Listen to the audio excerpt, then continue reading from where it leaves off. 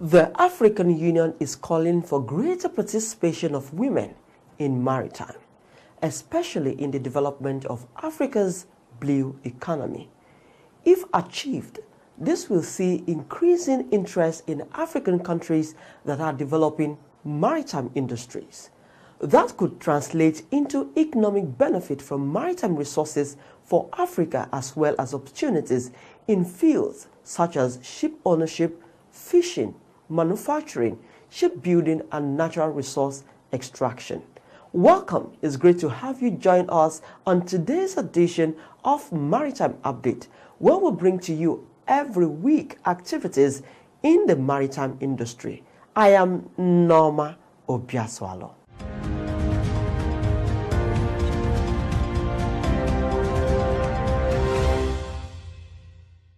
In 1974, a global organization connecting female executives and decision makers in the maritime industry around the world was established. The aim was to provide a networking forum for female professionals within the maritime industry, a forum that will aspire to advance and empower women, a platform for discussing women's issues in the industry, encourage women to join the industry, and to promote training programs which will enable women to better compete for positions at all levels, including those previously not open to women. In this episode, we will be focusing on women in maritime and how the platform Women's International Shipping and Training Association WISTA has achieved the aforementioned goals towards maritime development. First, let's look at issues and developments that made news in the maritime industry. Stay with us.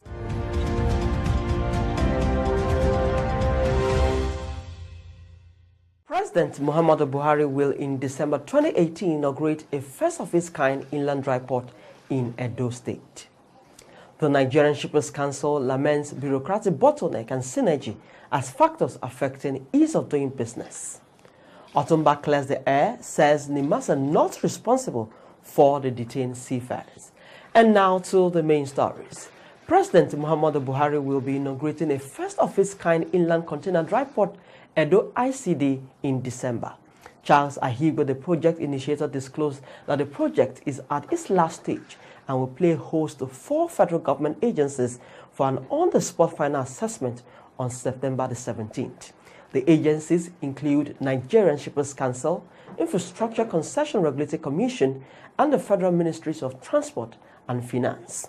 Ahigwe said the agencies will review work done so far on the project and assess the project location in a bid to grant final concession to Atlantic Marine Engineering Services, the promoters of the project.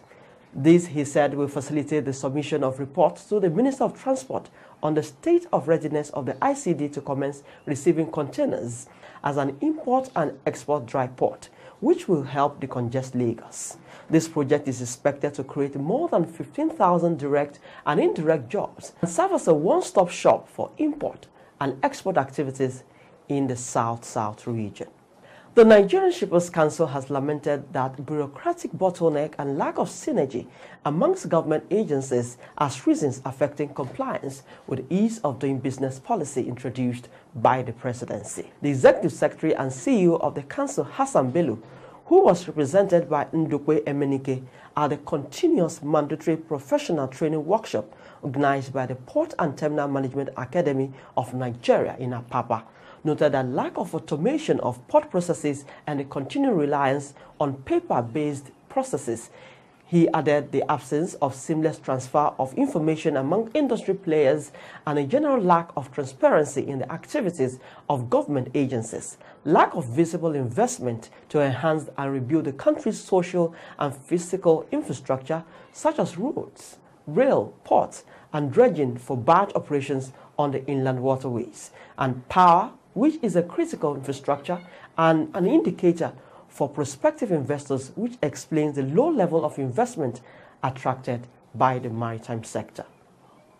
The chairman of the National Seafarers Welfare Board in Nigeria, Otumba Kunle Folarin, said the Nigerian Maritime Administration and Safety Agency NIMASA is not responsible for the detained seafarers, but has been of immense support and assistance in ensuring they have international best practices. Folarin, who led other members on a courtesy visit to the management of NIMASA, said he thought it necessary to clear the air and exonerate NIMASA from the news making rounds about the agency abandoning seafarers. Sitting further, he commended the agency for taking the center stage in the Nigerian maritime sector by ensuring that Nigeria takes its rightful place in the Committee of Maritime Nations. He also called on other stakeholders in the sector to support the federal government in its quest to bring about change in the sector, which will in turn affect the growth and development of the Nigerian economy. And that's Maritime News. The Maritime Update continues shortly. Stay with us. Welcome to Port Support Services, otherwise called the PSSP. The PSSP, as it is popularly known, is an initiative of the Nigerian Shippers Council created to serve the public better. Just to help you navigate the portal, first log on to the website www.pssp.ng. There you'll find the basic information about PSSP, information on partners of the project standard operating procedure of the partners of the PSSP, and frequently asked questions, contact information. With the PSSP of the Nigerian Shippers Council, members of the public will be able to make complaints using the complaint form, track the status of the complaint, and make inquiries or give a feedback using the contact form. To submit a complaint, open your web browser and type www.pssp.ng. The home page will load. Click on the Make a Complaint. The login page will display, but you will need to be registered on the portal to be able to submit a complaint. If it's the first time of submitting a complaint, click on either the Register button or the Register link. To register, you will need to apply your email address, display name and password. After completing these fields, you should click on the Register button. If you have previously created an account, simply log in by supplying your email address and password. After you have successfully logged in, you should see the complaint form. The system assumes you are the main complainant. The complaint form has 5 sections: complaint details, service provider details, event or service description, other details, complaint description. In addition, you will find a yes and a no button, and this is how it works. Using the yes or no button indicates you are complaining on behalf of a company. If you're complaining on behalf of someone, you have to give us their details by clicking on the Add Detail button, then click on the Next button. From the pop-up list, select the type of company your complaint is about from the agency list and select the company from the company's list. If you have just joined us, this is Maritime Updates reaching you courtesy of the Nigerian Shippers Council. For details, please reach the Nigerian Shippers Council on our email, website, or better still, text the number showing on your screen. Now to our guest of the week. She is Mary Hammond, President, Women's International Shipping and Trade Association, WISTA. In this chat, she shared the activities of her association, which is geared towards the goal of its establishment and maritime development. Stay with us.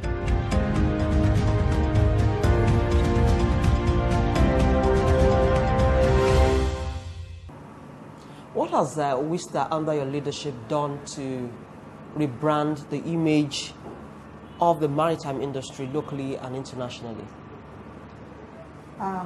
WISTA is an acronym of Women's International Shipping and Trading Association. It's an association of women in management position in the maritime industry. It came to Nigeria in 1994, and then the women in Nigeria, they went for a different meeting and they met up and found out that there's an association like this. Rebranding, we have international conferences that we attend every year in different countries.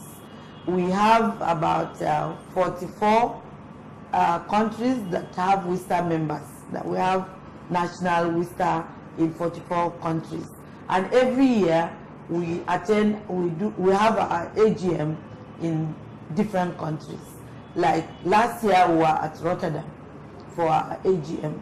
This year we are going to Norway for our AGM in October 23rd to 26th. And we meet big time maritime women. And most of them are afraid of coming to do business in Nigeria. And we try to ease off that fear from them that Nigeria is safe. You can come and do business. Some of the information you are getting is not as it is. But when they see us traveling, telling them what resources we have in Nigeria and what they are missing by not coming to Nigeria. So we have contacts. Most of the conferences encourages networking. We go with complimentary cards. We collect their complimentary cards. Some want to make us their agents. Some of the lawyers, maritime lawyers among us, have made so much business because they become their agents in Nigeria. Okay, what is the vision of WISTA under your leadership? The vision of WISTA under my leadership is to have the biggest maritime industry in Nigeria and to have a woman head it. Okay. And what have you done about mentorship? Mentorship, we organize lectures for students. We go to schools. At times we send invitation letters for them to come. We arrange some at any venue that is convenient. We call speakers from the industry to enlighten them from secondary school level, to prepare them for what type of courses they should prepare to offer in the university, or they don't even have to go to the university. We tell them from secondary school, you can go for the maritime training, you know, the cadets, whatever. You can go and go to Oron, you know, you can study maritime and you can be part of this thing. And we've been trying to allay the fears for the young ones, the girls, because they are like, what can they do on board vessel? We tell them you don't have to be on vessel, but if you are young, you can be on vessel. When it's time to have children, you can go off, and then the company you are working with will have will support you to go off. Even the ship captains, they are not always on board vessel, so you have opportunity. You can get married. It's not like if you are in the maritime industry, you can't marry. You can get married. We are married. We are grandmothers, and then we are still in the maritime industry. You don't have to be on board vessel. And we've been teaching the young ladies and then the people on the lower cadre that are in different disciplines, because as I earlier told you, WISTA is for women in management position. But we still mentor the young ones. They can belong. We go to Institute of Shipping. We allow them to join the association for free. We mentor them. We allow them to come and listen to our lectures. When we have our events, we invite them for our events and they see what is there in the industry. We always encourage them by telling them, in the maritime industry, if you are in it and you have the chance of being on board vessel to work, you'll be paid in dollars. I know that's enticing to a young girl, that she'll be paid in dollars and all this, and that's a source of income for Nigeria. Okay, moving away from the WISTA activities, yes, how can we promote non-oil exports in Nigeria? Like NIMASA is very interesting in promoting that. We have a unit, shipping promotion, that has arranged to go out to the northern part of the country to talk to the government, to the different state governors, to tell them the possibilities of non-export. We have ginger, we have so many things sesame and all those in the north that are not being harvested properly. Some people just come and pack it away, and we are now trying to tell them they can arrange that one, and we can get buyers that will come. You know, we have a dry pot in Sokoto, Kano, and all those areas.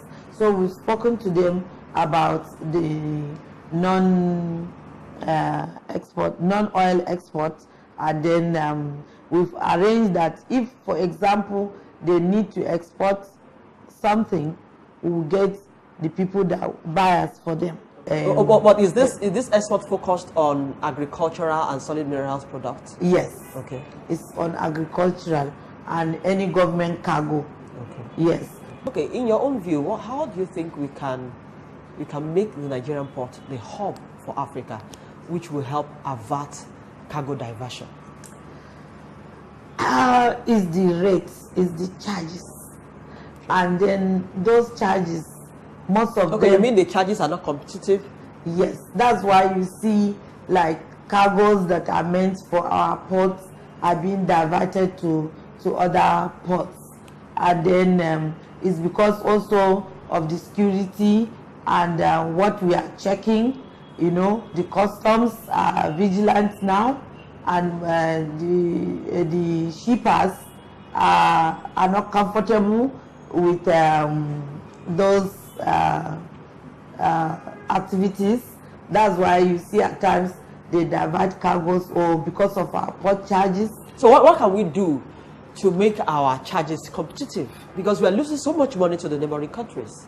Yeah, that's being discussed. You know, whatever we import or export, we have benchmark. Okay. And then those people that are charging less, they are not, they don't have what it takes. Okay. So what we know what it takes to do this business, and when you are doing it, you have to do it right. And most of the benchmarks are not made by just one group. There's a benchmark committee that sits down to decide what rates you are going to charge for this, for export of this from this country to that country, you know. And then the shippers, they want it easy. Sharing from your wealth of experience, what are the challenges you've identified in the maritime industry, and what solutions will you prefer? The challenges in the maritime industry mainly is the question of trust. What type of documents are they submitting? Is it the right documents? Have they under-declared?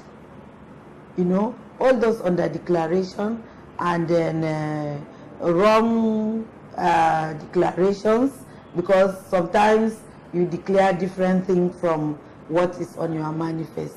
Sometimes you declare higher than what you have on your manifest. So those are part of one of the challenges we have. And then we need to, our infrastructures in the port also, we have to put them in the right places for ease of doing business in the port. And then we need to build the industry also. We need capacity building, because that is challenging, because when you don't get the right or qualified people to work on the right things, you will not get positive results. And then our technology has to be improved, because people are no longer doing shipping manually. You know, people have gone digital to do. And this technology will also help reduce human interface, which will remove completely the corruption. It will remove the corruption, it will remove the wharf rats, what we call it, those people that are not supposed to be in the port, but they are there fending, forming their agents and all this. Once you have everything online, you don't need to meet anybody. We are thinking of providing solutions to all the problems in the port by training our personnel. You have to train and retrain, because it's not something, you know, development is coming every day, new things are coming into the system, and you can't say because you have trained them or they are old staff, you will not send them for training. You have to collaborate also with other agencies like NIMASA is the apex maritime industry, and then they shouldn't shy away from talking to other organizations that are under them, because they are the regulatory body. So since they are the regulatory body, we have to interface. We cannot sit down and see things are not moving the way they are, and then we don't do anything about it. Okay, what will you say is the major achievement of WISTA? WISTA has achieved so much. We have trained so many young girls. We've sent some to Ghana Maritime Administration for training, and some of them have graduated. We have about 2 that we made sure they got employed in NIMASA that are working as marine engineers in NIMASA. We've placed so many other young girls that came out as cadets from Orong, and all this, we've helped them get placed into different shipping companies. They've come back to testify, and then we have been able to pay the best cadets of the year in Maritime Orong, Maritime Academy Orong. We've been able to give some of them a token to encourage the female ones. We've been inviting them to some of our activities so that they will come and see that they are women, they can do it, and we've encouraged them to do such things. We've organized so many trainings for the small girls that are in primary school and all that, so that they will choose the right courses to enable them work in the maritime industry. We have also visited some of the fisherwomen in the rural areas. We have been to Epe. We bought fishing boats for the women there. We look for a women community, only women. We've been to Orong, we bought boats for them, and they've been doing very well.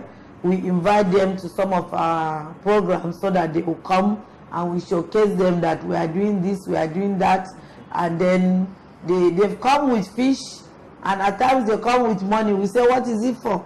They said it's for, they thought they are supposed to pay back from the boats. We said, no, you are not paying back from the process. It's for you to improve yourself, empower yourselves. And the women in Orong were able to build a cold house, so that when they go out fishing and they could not sell all the fish, they can keep it in the cold room. And now we are looking at women in Agulere. We've identified a fishing group in Agulere, Anambra State, where we intend to buy a boat for them, and then we raise our fund through individuals that find what we are doing good, and then they support us we raise funds.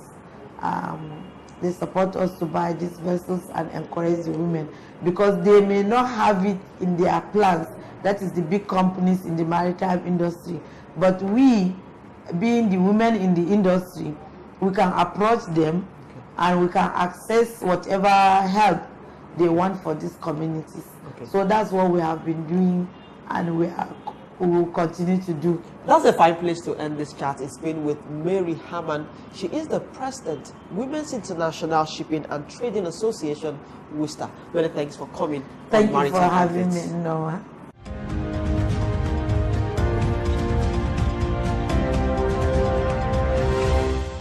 Welcome to our interactive segment. These are some of the mails we received this week. Hello, how soon are we going to have an efficient rail transport system in Nigeria, whereby containerized goods can be carried from Lagos or Calabar seaports to Kaduna, where I reside, for safety?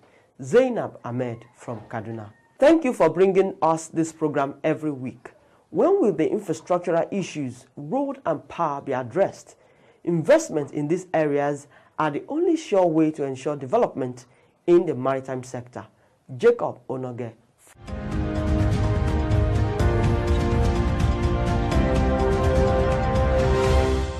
I'll say a big thank you to all of you who sent in mails this week. Your comments and contributions are appreciated. We ask that you keep them coming. To join this interactive session, send your questions, comments, complaints, or observations to maritimeupdate@yahoo.com with your name and location. We implore you to keep it simple and civil so we can read them. And that's our package on this week's edition of Maritime Update. I must thank you most kindly for being a part of this week's edition. Please remember to send your comments, complaints, and observations to our email, all the numbers showing on your screen. This show promises to bring you yet another exciting package next week. For more details, you can contact the Nigerian Shippers Council on our website or text the number on your screen. You can also view this episode or any of our previous episodes on our YouTube channel, Maritime Update. When you visit, please subscribe for free and also click the notification button. I am Norma Obiaswalo. Until I come your way again same time next week, it's goodbye.